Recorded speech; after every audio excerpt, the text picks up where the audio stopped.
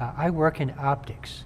Optics is lenses and it's lasers, it's solar cells and it's microscopes and telescopes and things like that. Well, optics is part of your everyday life right now. That iPad has a display on it. That's an optical system. You connect up to the internet. The internet has fiber optics. Fiber optics is why the internet is as fast as it is today. I think the possibilities for the future of what you might do in optics is pretty wide. And it's really more a matter of how much imagination you have. You know, what's key to any of these science things isn't really what's in the science, it's what you do with it.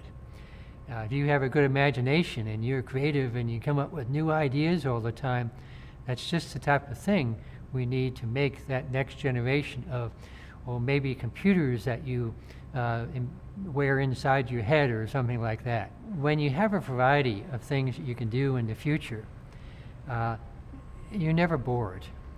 You're always looking at something different.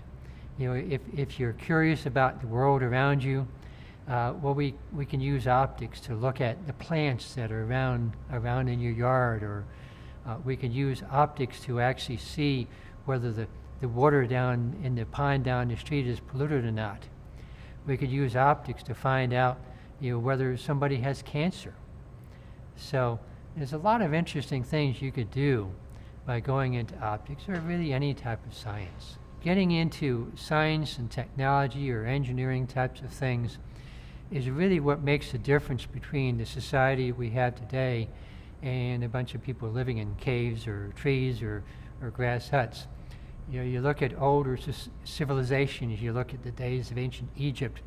Egypt was actually around for several hundred years, and it was very stable and nothing ever changed. I mean, would you really want a world where nothing changes?